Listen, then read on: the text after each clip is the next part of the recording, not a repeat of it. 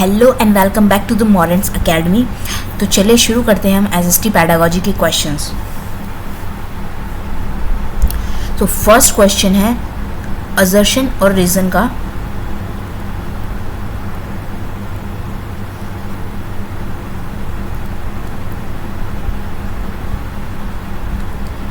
Assertion कहता है open book exams shift the focus away from rote learning to a more involve engagement with the textbook.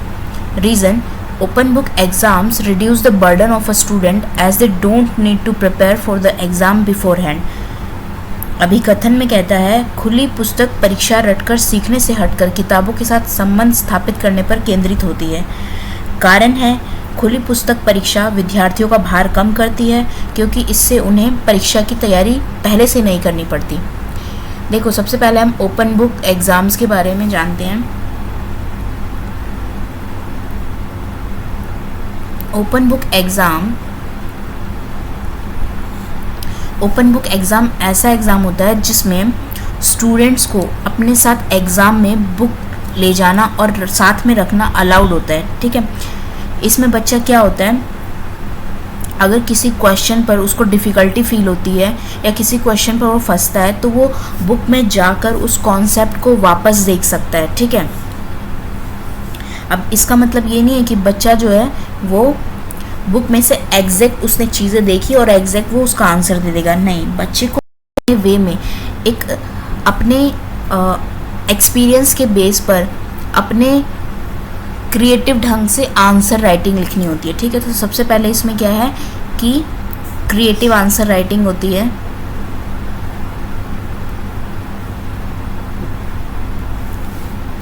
बच्चा creative answer writing करता है। And second, जैसे बाकी सब एग्ज़ाम्स के लिए पहले से बच्चे प्रिपेयर करते हैं वैसा ही ओपन बुक एग्ज़ाम के लिए भी बच्चे पहले से प्रिपेयर करते हैं। ठीक है, तो इसमें प्रिपरेशन होता है और ये प्रिपरेशन क्यों होती है, ताकि बच्चों का जो एग्ज़ाम फोबिया होता है, ठीक है, एग्ज़ाम देने का जो एक डर होता है उसको रिड्यूस किया जा सके। ठीक है, रिड्यूस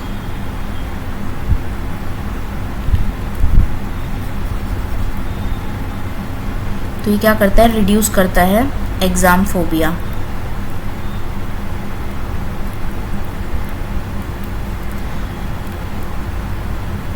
सब ऑप्शन देख लेते हैं क्या दिया है। Open book exam shift the focus from rote learning to a more involve engagement with the text book. ये स्टेटमेंट बिल्कुल सही है क्योंकि अभी हमने बात की बच्चा जो होता है क्रिएटिव ढंग से राइटिंग करना सीख पाता है इसमें। ठीक है, टेक्स्ट बुक से ज़्यादा फैमिलियर हो पाता है।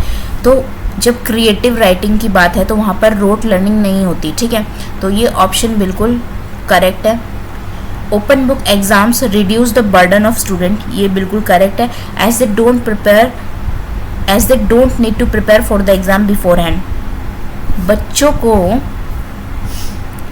या जो विद्यार्थी है उनका भार कम करती है क्योंकि उन्हें पहले से तैयारी नहीं करनी पड़ती इस परीक्षा के लिए। देखो, ये स्टेटमेंट बिल्कुल इनकरेक्ट है। इस एग्ज़ाम के लिए भी बच्चे पहले से प्रिपेयर करते हैं। हालांकि ये एग्ज़ाम जो बर्डन होता है उसको कम करती है स्टूडेंट के, लेकिन ऐसा नहीं है कि उनको एग्ज़ाम के लिए प्रिपेयर ही नहीं करना पड़ता। इसमें भी बच्चे एग्ज़ाम प्रिपरेशन करते हैं। तो इसका करेक्ट आंसर होगा जहाँ पे स्टेटमेंट ए जो है वो करेक्ट है, स्टेटमेंट आर जो है वो रॉन्ग है। तो both A and R statement true, ये इनकरेक्ट है। Both A and R true, ये भी इनकरेक्ट है।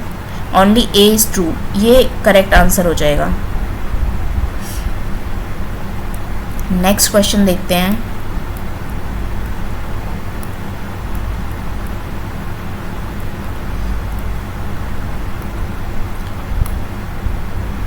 Following are some questions, comments that you have received from your student in a class.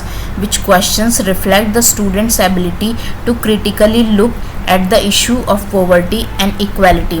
हमें देखना है कि इन चारों में से कौन सा ऐसा क्वेश्चन है जो कि क्रिटिकल थिंकिंग करने को एम्फेसिस करता है। ठीक है, या क्रिटिकल थिंकिंग को एनकरेज करता है, और वो टॉपिक होगा इश्यू ऑफ पॉवर्टी और इनइक्वालिटी पे।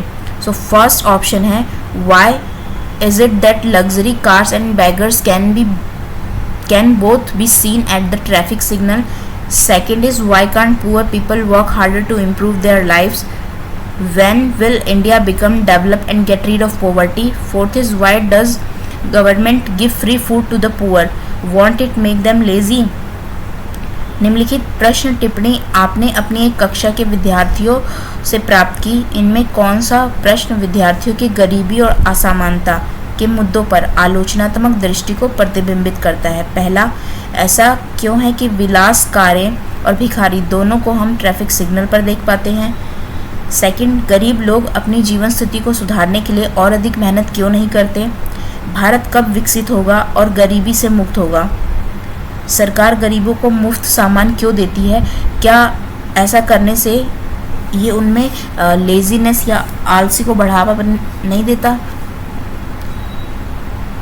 देखो, क्रिटिकल थिंकिंग ऐसे क्वेश्चंस होते हैं जो कि हमारी जो कॉग्निशन लेवल है, जो सोचने समझने की क्षमता है, उसका विकास करती है। तो ऐसे क्वेश्चंस कैसे होते हैं? जो कि इनडायरेक्ट होते हैं, जहाँ पे पूछा होता है इस क्वेश्चन को जस्टिफाई करो या एक्सप्लेन करो, ठीक है। जहाँ पर हमसे हाउ या वाई का क्वेश्चन किया जाता है, ठीक है। तो हम ऐसे क्वेश्चन देख लेते हैं, ऑप्शंस देखते हैं। Why is it that luxury cars, तो ये वाई से शुरू हुआ है, ठीक है, तो ये हो सकता है। Second, why can't poor people work harder to improve their life, ये भी हो सकता है।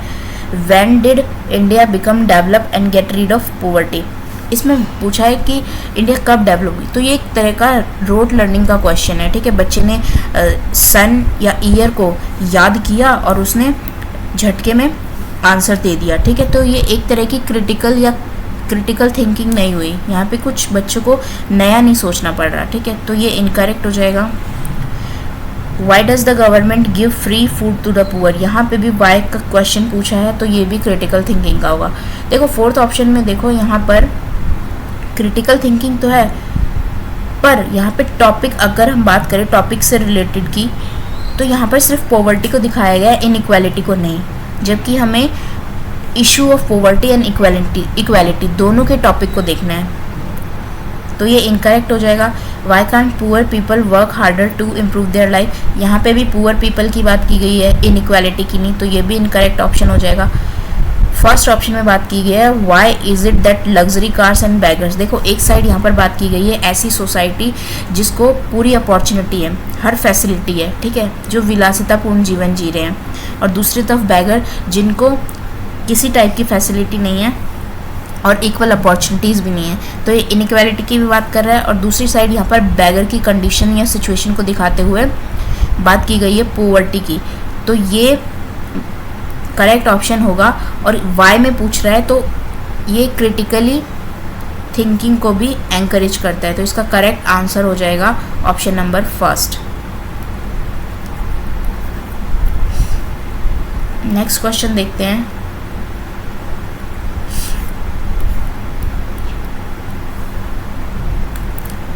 Which of the following statement is irrelevant, irrelevant यानी कि जो इनकरेक्ट है, फॉल्स है। Representation of diagnostic evaluation, diagnostic evaluation के संदर्भ में कौन सी बात या कौन सा स्टेटमेंट जो है वो गलत है।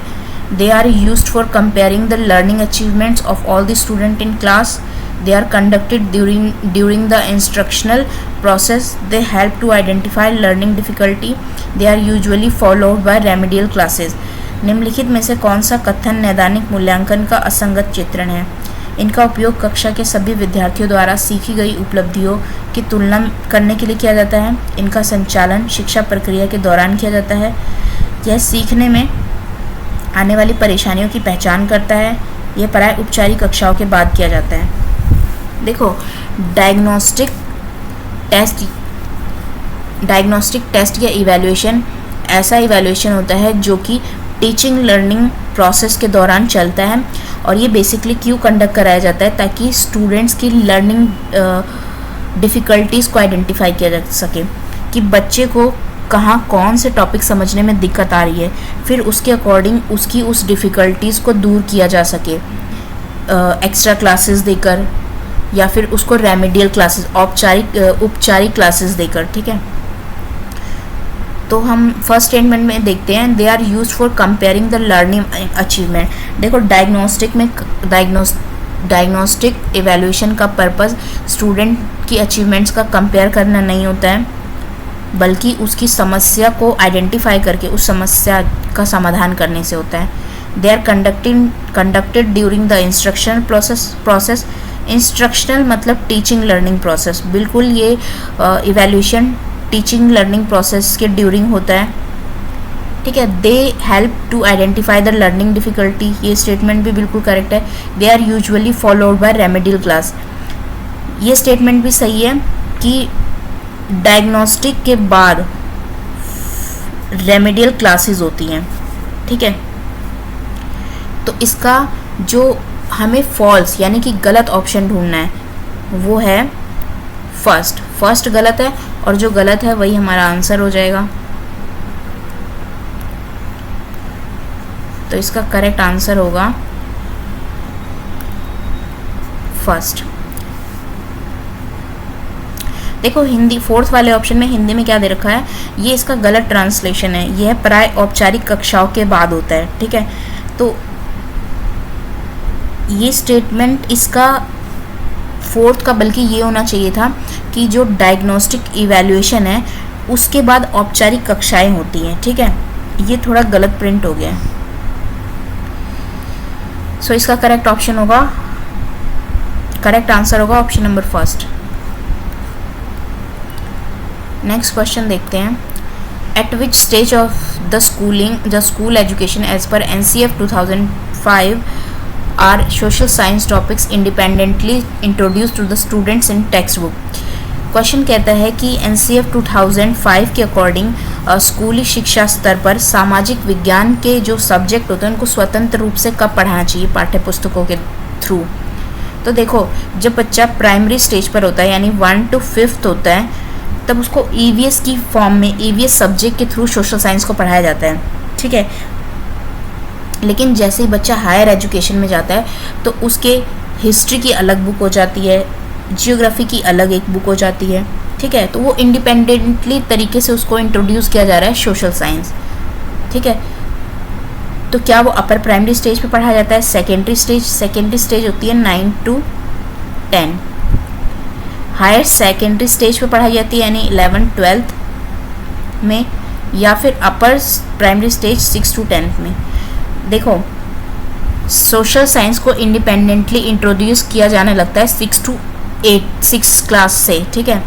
यानी आफ्टर 5th बच्चा जो होता है सोशल साइंस को इंडिपेंडेंटली पढ़ना शुरू कर देता है। तो इसका करेक्ट आंसर होगा option second, upper primary stage.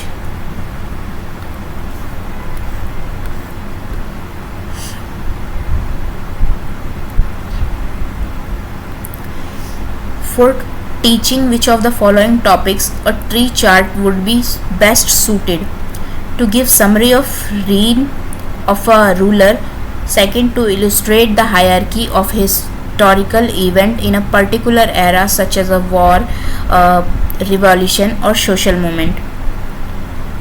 To teach modern history.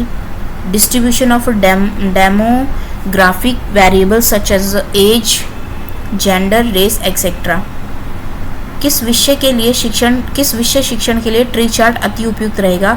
शासक के शासनकाल का सार देने के लिए, किसी विशेष ऐतिहासिक घटना जैसे कि युद्ध, क्रांति, सामाजिक आंदोलनों को पदानुक्रम को सचित्र दिखाने के लिए, आधुनिक इतिहास को पढ़ाने के लिए, आयु, जेंडर, नस्ल इत्यादि जैसे सांख्यिकी चरणों के वितरण को पढ़ाने के लिए। देखो ट्री चार्ट क्या होता है? ट्री चार्ट में बेसिकली चीज़ों को एक सर्टेन चीज़ पर अलग अलग जो पॉइंट होते हैं उसको दिखाने के लिए, उसको पढ़ाने के लिए, प्रेजेंट करने के लिए यूज़ किया जाता है, ठीक है।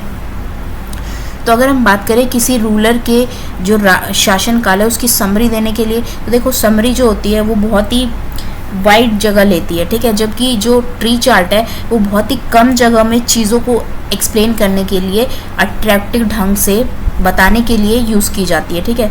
तो समरी इसका आंसर नहीं होगा।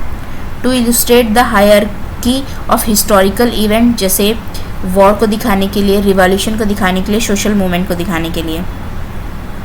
देखो ये हो सकता है क्योंकि हर एक ब्रांचेस पे इसके चीज़ों को एक छोटी जगह में दिखाया जा सकता है, ठीक है। जैसे वॉर को दिखाया जा सकता है, ठीक है।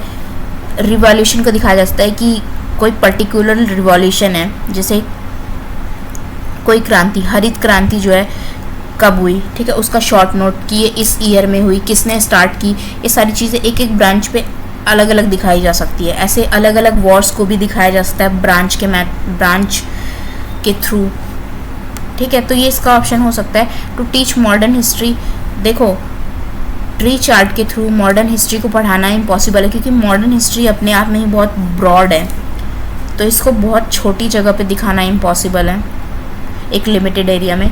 Distribute of demographic variables such as age, gender, race, देखो जो वेरिएबल्स चीज़ें होती है ना, जो जिनमें चेंज होता रहता है, उनको ज़रूरत होती है कि कंपैरिजन के थ्रू पढ़ाया जाए, और कंपैरिजन के थ्रू पढ़ाने के लिए सबसे बेस्ट होता है चार्ट, पाई चार्ट या चार्ट्स के थ्रू उनको टीच करना। सो इसका करेक्ट ऑप्शन हो जाएगा to illustrate the hierarchy of historical event in a particular era such as a war, revolution और सोशल मूवमेंट। इसका करेक्ट आंसर हो जाएगा सेकंड।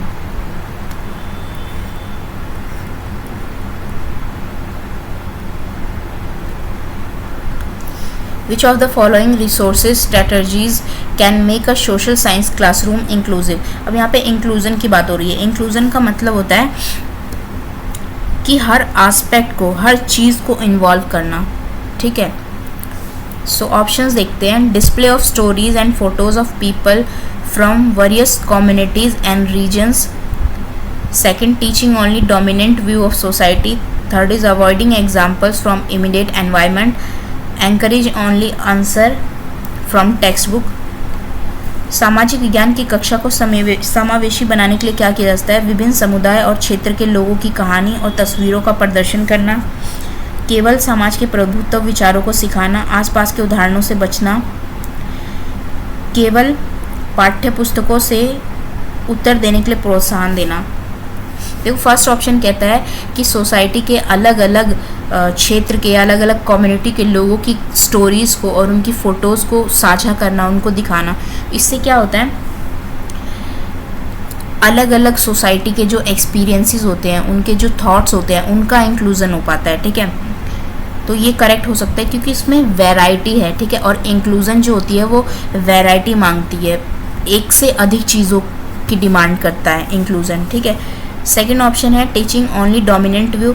सोसाइटी के सिर्फ एक पक्ष को दिखाया जाए, एक पक्ष के विचारों को रखा जाए, डोमिनेंट सोसाइटी के डोमिनेंट लोगों के व्यू को पढ़ाया जाए सिर्फ, तो ये बात गलत है। अगर सिर्फ डोमिनेंट कम्युनिटी के ही लोगों के विचारों को पढ़ाया जाएगा तो बाकी जो कम्युनिटी है उनके विचारों को इसमें इंक्लूड नहीं किया जा कर पा रहे, ठीक है। तो इंक्लूजन तो सबके ही इंक्लूड होने की बात करता है, तो ये ऑप्शन हो जाएगा incorrect. Avoiding example from immediate environment, ये बोलता है कि हमें इमीडिएट एनवायरनमेंट यानी कि जो आज के टाइम के जो एग्जाम्पल्स हैं उनके एग्जाम्पल को छोड़ देना चाहिए, अवॉइड कर देना चाहिए। तो ये भी बिल्कुल गलत होगा क्योंकि हम आज के अगर एग्जाम्पल लेंगे तो वो क्या होगा, रिलेटेबल एग्जाम्पल होंगे, बच्चे उनसे रिलेट कर पाएंगे। तो हमें आज के टाइम के एग्जाम्पल्स भी लेने चाहिए, उनको भी इंक्लूड करना चाहिए, तो ये इनकरेक्ट हो जाएगा। Encouraging only answers with from text book, सिर्फ टेक्स्ट बुक के ही आंसर्स को एंकरेज किया जाएगा, तो ये भी गलत है। हमें बच्चों के जो उनके थॉट्स हैं, उनके बेस पे जो आंसर वो दे रहे हैं उनको भी इंक्लूड करना चाहिए, सबका इंक्लूजन होना चाहिए। तो इसका करेक्ट आंसर हो जाएगा कि जो वेरियस कम्युनिटी है और वेरियस रीज़न है, वहाँ के लोगों की तरह तरह की फ़ोटोज़ और उनके जो स्टोरीज़ हैं, उनके एक्सपीरियंसेस हैं, उनको भी इंक्लूड करना। करेक्ट आंसर इसका हो जाएगा ऑप्शन नंबर फर्स्ट।